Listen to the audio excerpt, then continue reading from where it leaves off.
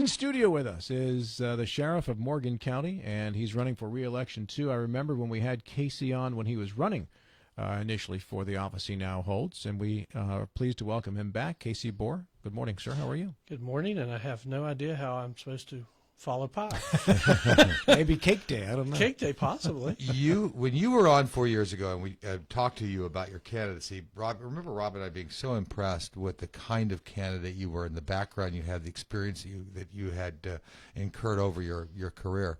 And now I'm looking at this list of things that you've done over these 4 years. You've been a busy man. I have. I like being busy. I'm kind of challenged and goal-oriented person, and I'm really pleased with the progress that we made in 3 years. There was a lot to do, and our campaign this time is kind of promises made, promises kept, and I'm very proud of what we've done. Let me start with this question because we don't get the chance to talk to you very often, and we don't get a chance to talk to Morgan County leaders as much as we do over in Jefferson and Berkeley. Sure. But you had to deal with a tragic situation this last year that went national, and the murder of the young girl. Yes.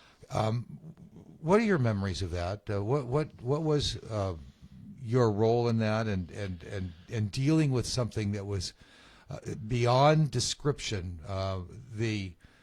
Probably the worst thing that happened in the Eastern Panhandle this last year. In fact, it was Rob and I's top news item of the year when we did our top news items at the Rotary Club. Heartbreaking. Anytime that you have to deal with the loss of such a young life senselessly is heartbreaking. It was, having worked in Berkeley County for many, many years and retiring from here, the community is a little more desensitized to violence and things than it would be in Morgan County. Morgan County is a smaller community, more homespun, if you will. You don't expect it in Morgan, that kind of thing to happen in Morgan County? I would, just okay. because of my tenure and career, anything's possible. But for that community, it was just heart-wrenching to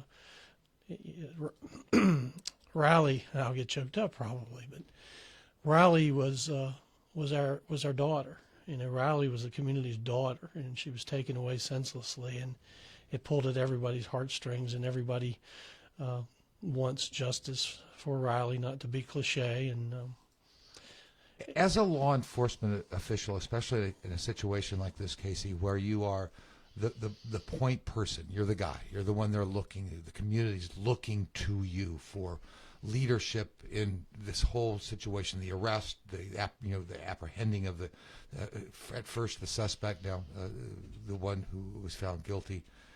How do you contain your rage as a law enforcement official when you confront that person who deep down in your heart you either know or highly suspect he did it? You go back to your training and your experience. What I have in the past, it'll be 42 years in May. It goes back to training experience that prepares you for moments like that. Nothing can really prepare you, but be prepared best as you possibly can. So you draw on that experience, and you realize that someone has to be the point man, if you will, and it's a role that you are tasked with, and you just do the best you can. Well, from on the outside looking in, it seems to me you did a fine job, and so congratulations on your leadership. Well, our fine job would have been bringing her home alive. That would have been the great, but justice at this point is the best. And, again, back when you've been in law enforcement and you have the colleagues and you have the professional relationships that I've built over the years with the state and federal agencies, I was able to bring in a collective group of professionals that did an outstanding job. You may be the point man, but those folks are the ones out really doing the work in this case, and my hat's off to them. You're in a Republican primary. You want to be reelected in the May primary and go on and win the general. What do you need to tell Republican voters for this May primary coming up? What do they need to know about Casey Bohrer and the job that he's done? Casey Bohrer does this not for himself. Casey Bohrer does this for his community. I came back to my community. I was blessed to have a wonderful career, to go to the FBI Academy, to gain a lot of credentials and experience in Berkeley County and in Virginia. And it was my time in life to take what was blessed and given to me to come back home and serve. And we've made outstanding progress in 3 years. I'm so proud of the people, the men and women of the Morgan County Sheriff's Department, and how they work with me and the county commission. And we've made just unbelievable progress in 3 years, and the Sheriff's Department is in a much better place today than it was. Tell me how. Oh, many different areas, and you'll see that I kind of accented that. One thing I want to talk about right now is a new sheriff's station. We were able to, in the past year, work with the county commission, the county administrator, Stephanie Alamong, we had a problem with the 911 center, and we still do. The center is actually imploding, if you will. It was neglected for many years. They're operating on a 2003 CAD system that sort of fix and repair daily for those folks. And through that, I was on the vice chairman of that committee, and we were dealing with how to fix this 911 system that we knew was going to eventually fail, and what were we going to do. So I went home one night after a meeting with that and kind of came up with a brainstorm as to giving our building to 911, and then the county had a building which used to be Valley Health, Dr. Hashem, and taking that over for the Sheriff's Department because we had needs too. With some of the major cases we had last year, we knew we didn't have enough space, we didn't have enough evidence, we didn't have evidence processing, we didn't have a garage to contain vehicles, many of the things that are needed in law enforcement. So we put together a package. The county commission blessed it, and in October we moved into the new sheriff's station, and the old sheriff's station is being retrofitted for 911, and hopefully in the next year we're going to have a new 911 emergency center as well.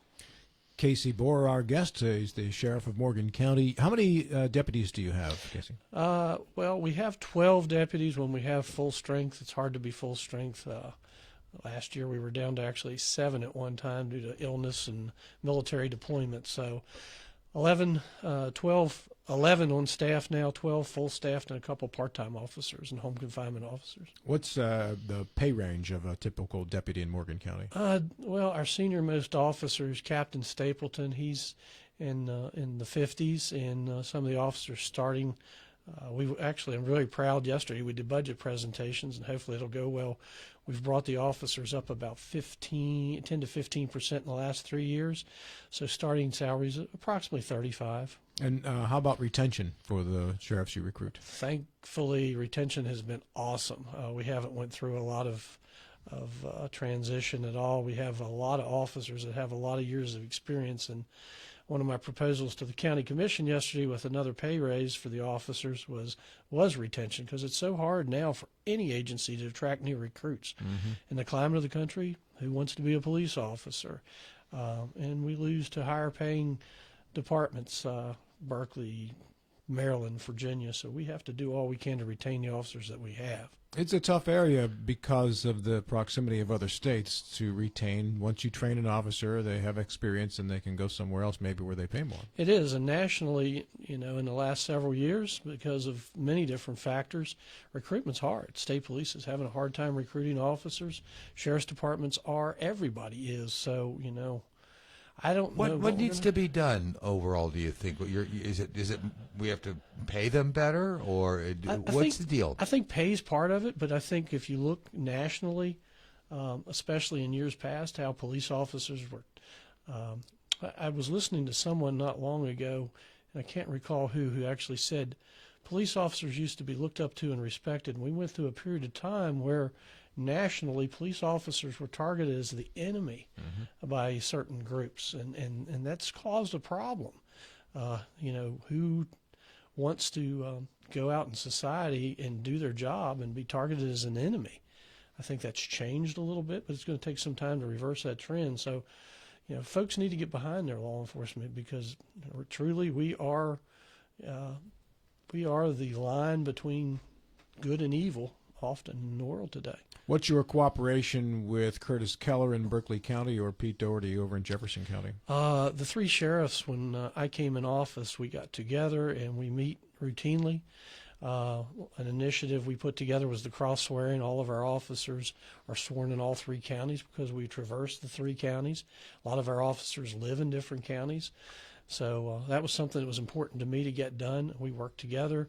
We share our reserves as needed, and we have a great working relationship. We put together a reserve academy together, and we're basically in communication weekly with each other, trying to benefit each of the 3 counties and law enforcement in general. Curtis has mentioned on our show that due to a reduced state police presence in the Eastern Panhandle, it has strained his department. What's the effect been in Morgan County, and how have you dealt with that? I just did a assessment of call ratio in Morgan County. Last year, the Sheriff's Department handled about 70% of the activity, and there are 3 troopers and 1 sergeant in that county. There's 2 town policemen, one in Paw Paw and one in Berkeley Springs. Berkeley Springs recently hired another part-time officer, so it taxes us, it strains us, because many hours, many days of the week, those towns come to us for law enforcement presence. The state police, you can only do so much with 4 people, and we're the largest agency, so we get the lion's share of activity. Yeah, and in Morgan County, most of the roads are 2-lane. All the roads are 2-lane. Yeah, I guess Yeah, even some 1 lane. If you have the turning lane, you get 3 out of it. Yeah, you get 3. But I kind of marked 5. I call it Interstate 522. Right. If you've been on 522, if you've seen the traffic backup, if you've seen the speeds on 522, it's a 2-lane interstate. Folks cut through there to save the mileage and distance. Who wants to drive on 81? You guys know what happens there daily. Yep. And 522. Last year, I think we had a total of 7 fatalities in Morgan Is that County. right? Wow. I believe it was 7, maybe 6, and they were. The majority of them, other than 1, I think, was on 522. You are being challenged by the previous sheriff, is that correct? That is correct. Yeah. Any idea why we haven't had him on the show yet? We intend to, but have you been in touch with him since you've had the position? Any idea why he wants to get the job back? I don't. Only from what he's put on social media that he was asked to run again, and he felt he still had some years in law enforcement, and he I guess recently retired from Mineral County Sheriff's Department, and that was his goal. What are some differences between what you've done since you've been in office and previously while he was in office? I think a lot of my goals was professionalism and accountability, and we've got great public response that our department's more professional. Accountability in the department. As far as one thing I brought in on day 1 is department policy and procedures for the officers. They didn't have that before.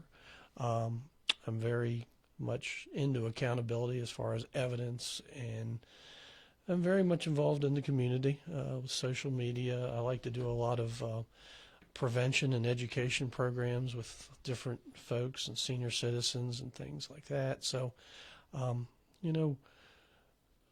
not to criticize Sheriff Samball, but I've had just a lot of experience, 42 years of it. The ability to leave Morgan County and be a law enforcement officer in other areas give you different experiences. In Berkeley County, we got a lot of experience. You know what the activity level is here.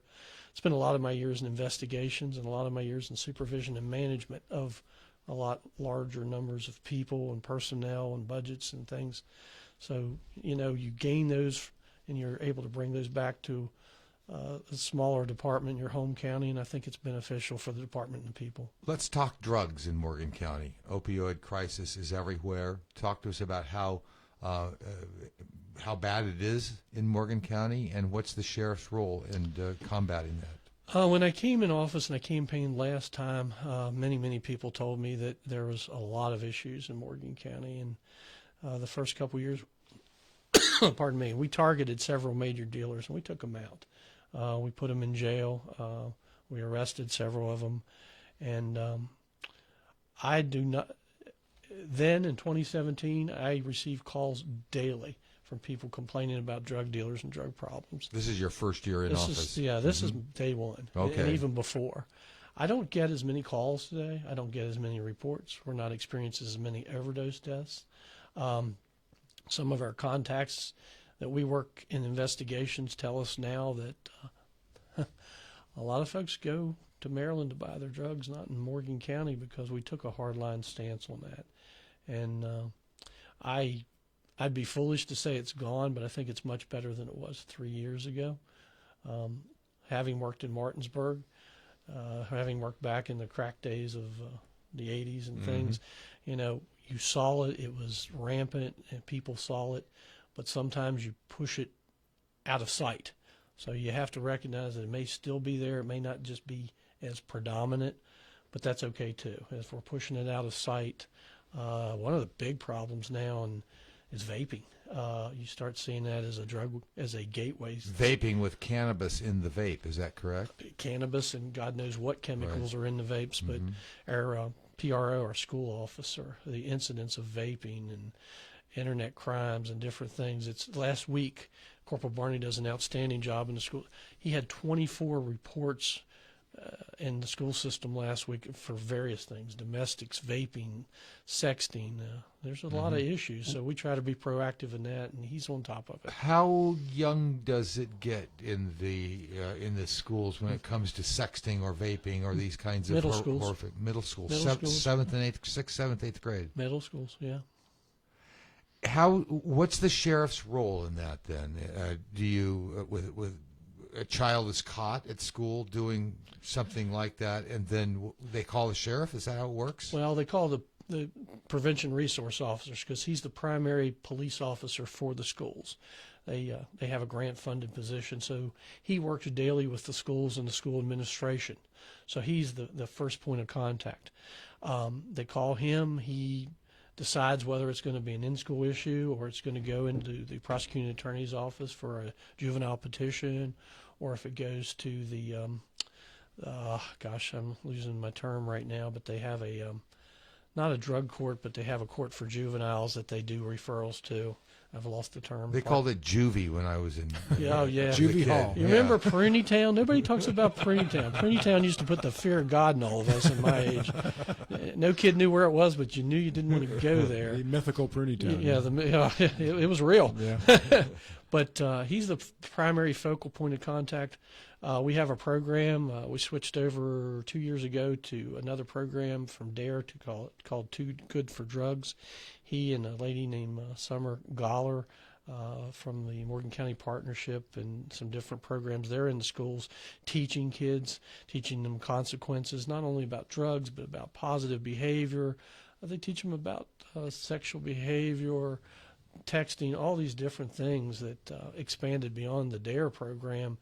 The DARE program was unfunded, if you will, by the Department of Justice many years ago because there were better programs out there. So we switched to the Too Good for Drugs program. Now, does the sheriff's office get involved with education in the schools with the younger kids? That's the Too Good for Drugs program. That's what that is. That's what gotcha. they teach. They have they facilitate classes on violence and different things to the kids. And then, throughout the year we have different programs. We're getting ready to go to the schools.